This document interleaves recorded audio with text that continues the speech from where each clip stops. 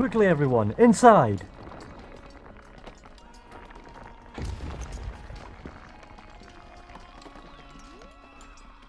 Oh good. It looks like we all got here safely. I can't believe we've been caught up in a Pokémon World War. Luckily, I planned for such an event. By using basic addition, averages, and a hint of madness. Electro, Diglett, Nidoran, Mankey, Venusaur, Rattata, Hero. I created a list ranking each region from least to most likely to win in said war. This way, even if we don't survive, we can at least join the winning team. Before that, I just want to say that this video was a long time in the making. Back when I released my Pokemon Smartest Business video, a commenter by the name Manuki99 asked me which region would have the strongest fighting force, and after slowly cracking away at this question, I think I finally have an answer. I went and analysed every region, counting the number of trainers and what Pokemon they used. Each trainer who has ever battled with a Pokemon, whether they be an old couple, a preschooler, a chef, a bug catcher, or even a Pokemon League champion, will be fighting for their region. For the purpose of this battle, let's imagine that Arceus opens a rift in time and space, pulling every trainer to a large open arena. My reason being is that I wanted to focus more on the combatants for this war rather than the locations themselves. Where the trainers originate from will matter throughout this video. Using gym leader Norman and his family as an example, they moved to Hoenn from Olivine City in Johto. Because of this, both he and the protagonist for the Gen 3 games will be considered as Johto combatants. This will also apply to other trainers, which are stated to come from regions outside of the games in which they show up in. Now, onto the scoring system that I'll be using. I've used 3 categories to score each region by. Once I've collected the scores for each category, I'll tally them up to determine the overall placements. We'll start with category 1, which focuses on the trainers themselves. In this category, I've counted every trainer that battles a player within their respective games. Trainers using Pokemon from level 1 to 25 are tier 1 trainers, worth 1 point. Trainers using Pokemon from levels 26 to 50 will be added as tier 2 trainers and will be worth 2 points. And trainers battling with Pokemon higher than level 50 will be counted as tier 3 trainers and likewise will be worth 3 points. Trainers will be placed based on their highest level teams. For example, a trainer like Barry might start as a tier 1 trainer with a level 5 Pokemon by his side, but later becomes a tier 3 trainer when his team hits over level 80 across the board. Villain team grunts, admins, and bosses, and overall any other trainers that are rematchable throughout the games will also have their highest level teams counted towards their scores. And now, after scanning across every route, exploring every gym, and venturing across each region's land, sea and sky, we have the results for Category 1.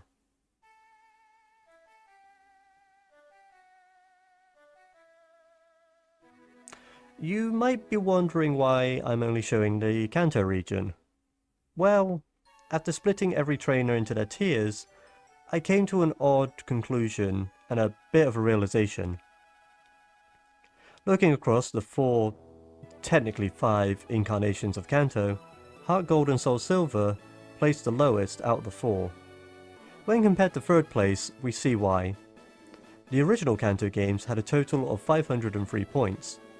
We can see that while both share almost the same amount of tier 2 trainers, with Gen 4s having numerous more tier 3 trainers, the whereabouts of any tier 1 trainers drags the Kanto of Heart Gold and Soul Silver down to last place.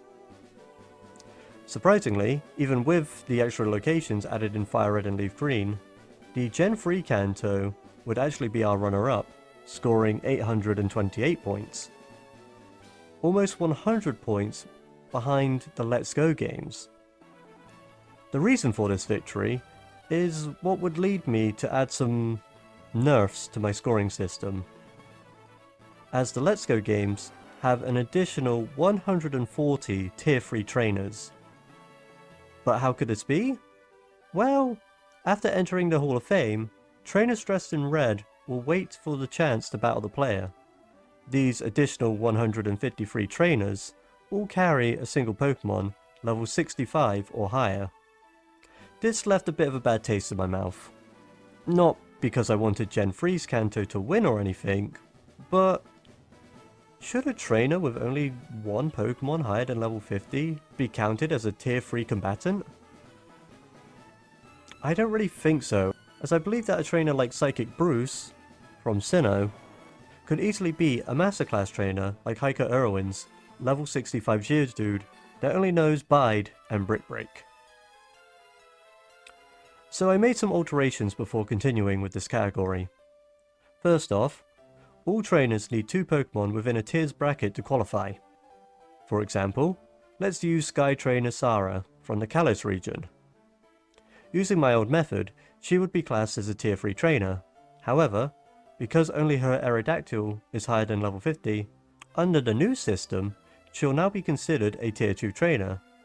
If her Noctowl was higher than level 50, then she would remain in tier 3. Like with the Kanto region, I'll be counting every trainer across the originals and the remakes. And originally I had planned to use the highest scoring games as the region's points for that category. However, once all generations games are calculated, I will take their scores and find the average, which will act as that region's final score for category 1. So once again, I scanned every route, peered inside every gym, and ventured across each region's land, sea and sky, to finally show you the actual scores for category 1. In last place with 290 points, we have the Johto region. Sadly, this region placed here due to having a lower amount of tier 2 trainers, as most of them will only be found once the player has travelled into Kanto. In 9th place, we have the Galar region, scoring 307 points. To say this shocked me would be an understatement. This was the only region where I checked the total more than twice. With the Galar region suffering from a severe lack of trainers, I even googled the matter and found a few forums discussing how Sword and Shield had such a low trainer count. If I didn't include the DLC locations and raid partners, then this region would have placed last with 236 points. Next, at 8th place, we have the Ori region. Disclaimer, yes, I did include this region over Hisui. After counting around 10 different regions with multiple remakes, I decided not to include it. While the Ori region has tough and rugged trainers, the low outcome overall keeps this region from going any higher up the ranks, scoring 397 points. Returning back to the main line, we reach Alola at number 7 with 445 points. This region brings along a larger number of tier 1 trainers, but otherwise generally low turnouts across the rest of the board. We also have a lot of trainers from other regions appearing in Sun and Moon, such as Dexio and Sinnoh, who originally come from Kalos. Paldea takes spot number 6. At the time of scripting this video, the DLC has not yet been released, so this region could easily place higher in the future, but for now, it will have to settle with placing near the middle. Paldea's total score for this category was 522 points. Hitting the halfway mark, we have Kanto, landing in 5th with 564 points. Even with the nerfs added in the new scoring system, the Let's Go games, by themselves, scored 727 points from their previous 926. This would still be one of the highest scores achieved for a singular game. However, the average score across all of Kanto has unfortunately bumped it down to 5th place. Next, we venture over to Hoenn, with 658 points. These games had the opposite effect when it came to averaging out the scores, as every incarnation scored decently high, so the average wasn't changed too drastically, landing this region in 4th place. Scraping into our top 3, we had the Kalos region, only scoring 19 more points than Hoenn, at 677, having a higher number of trainers across all tiers, with the helpful bonus of no remakes around to potentially lower the average score. Our runner-up for category 1 is the Sinnoh region, with 817 points. This region benefits with a large number of rematchable trainers, using stronger and stronger teams throughout the game's journey. Sinnoh's post-game area of the battle zone also helps this region reach second place, with a vast amount of tier 3 trainers roaming across the island. And so, if you've been paying attention, you'll know that our strongest region for Category 1 is Unova, with 904 points. Almost 100 points higher than second place. Unova has the highest number of combatants throughout the region, with 538 trainers in total, only losing the chance at climbing over 1000 points from the average point total, with the original game scoring a mediocre 687 points. However, when we look over the remakes, it hits an insane score of 1122 points. This region, like Sinnoh, also benefits from many post-game tier 3 trainers.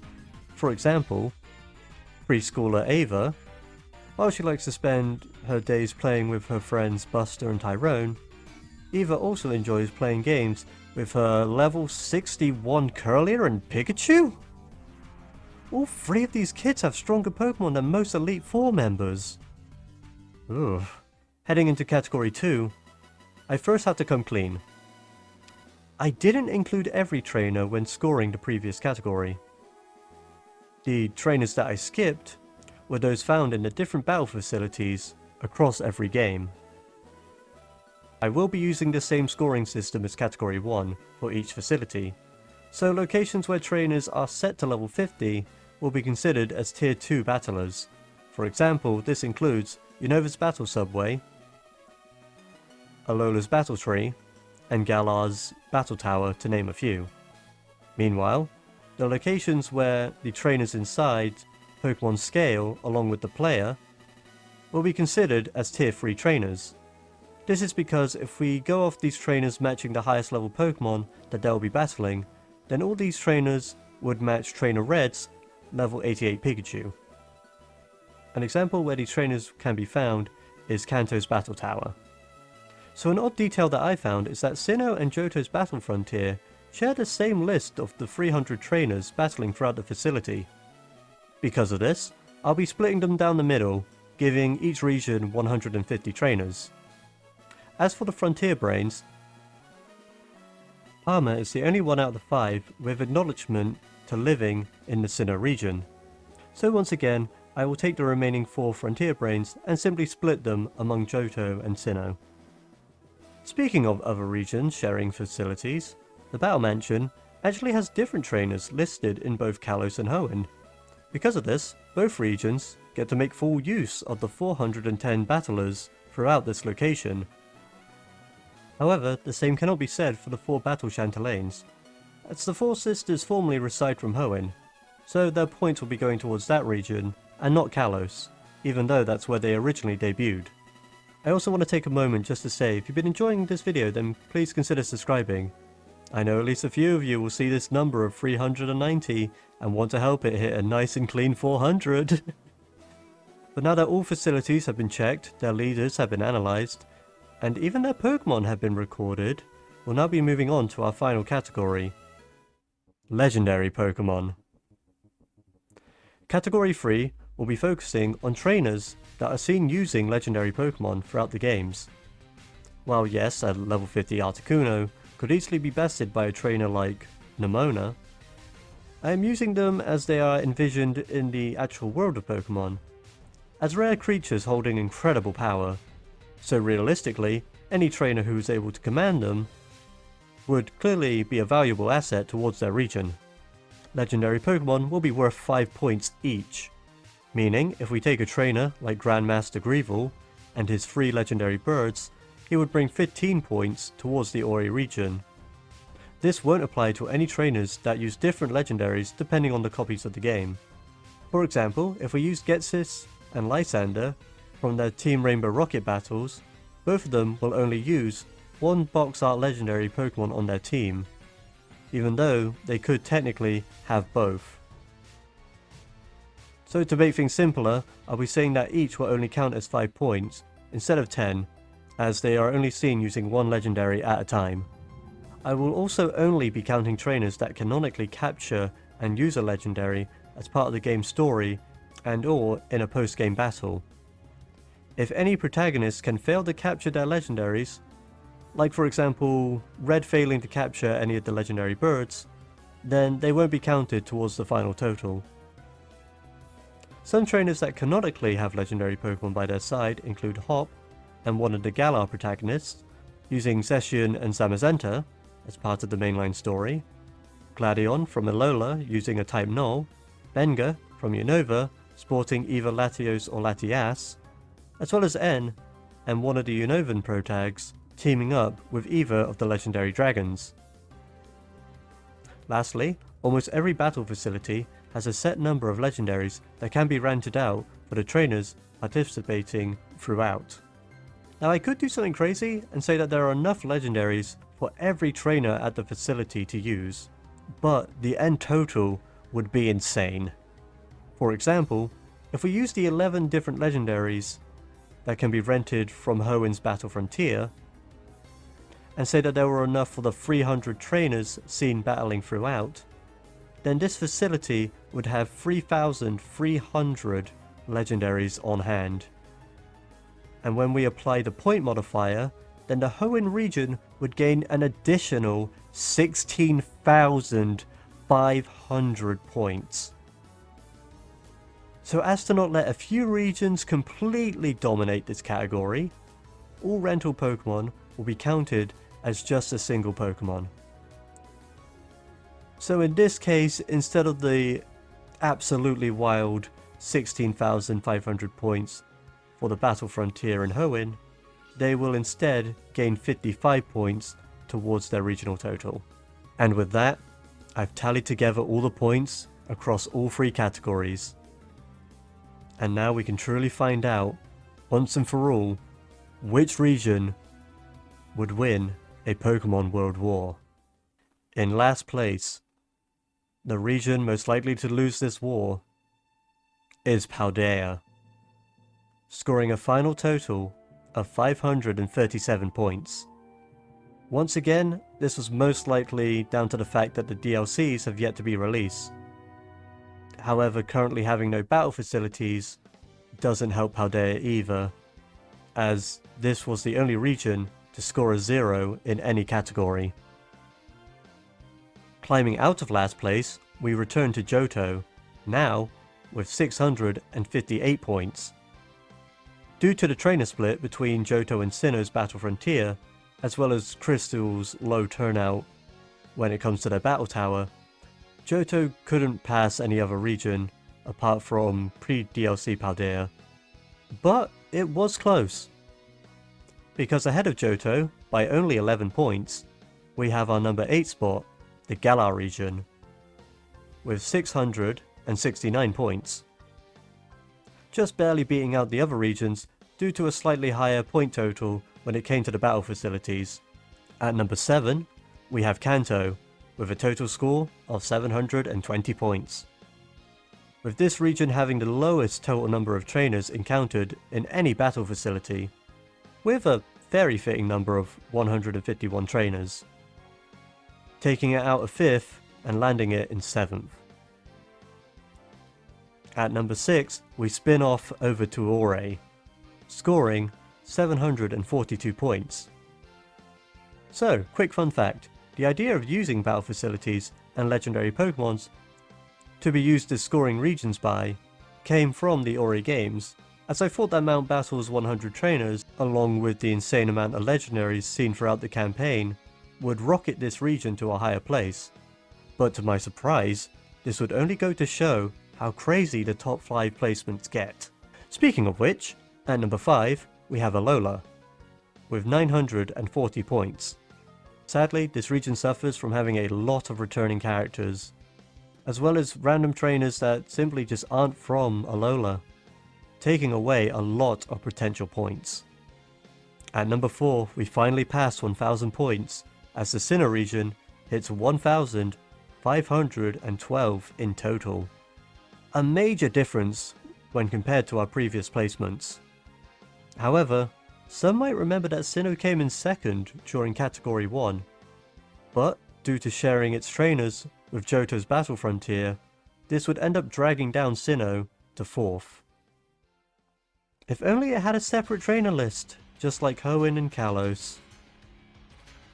Speaking of which, one of those regions will be taking the bronze medal. Kalos, taking 3rd with 1,612 points, shows that if Sinnoh suffered from sharing trainers with Johto, then Kalos suffered from the nerfs placed back in Category 1, as a large number of late game trainers would have been placed within Tier 3, but due to their team composition, would actually end up in much lower placements. Luckily, the high number of trainers within the Battle Mansion lets Kalos take the 3rd spot. Maybe they will need that secret super weapon after all. Our runner-up in 2nd place is the Hoenn region, just beating out Kalos with 1,644 points. With Pokemon Emerald helping by a large margin by having its own battle tower, along with the Battle Frontier to boot, with each bringing many trainers and legendaries towards Hoenn's final point total. Not to mention, thanks to Team Rainbow Rocket, we have 2 additional legendaries, as both Archie and Maxie are seen using Kyogre and Groudon, with every other member only bringing 1 Pokemon towards their respective regions.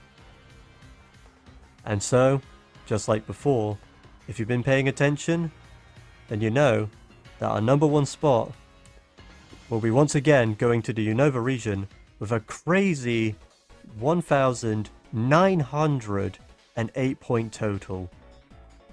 As having 412 Tier 2 trainers located on the Battle Subway alone is one of the largest legendary counts to back it up. Even with the nerfs hitting this region heavily, the Unova region takes 1st place by an absolute landslide, and would, without a doubt in my mind, be the region to win a Pokemon World War. So don't mind me, I'm off to go learn the Unova National Anthem. Until next time... Wait, what on earth is that? Pikachu, use Thunder! Oh no, we don't have to do that, I want to join your team!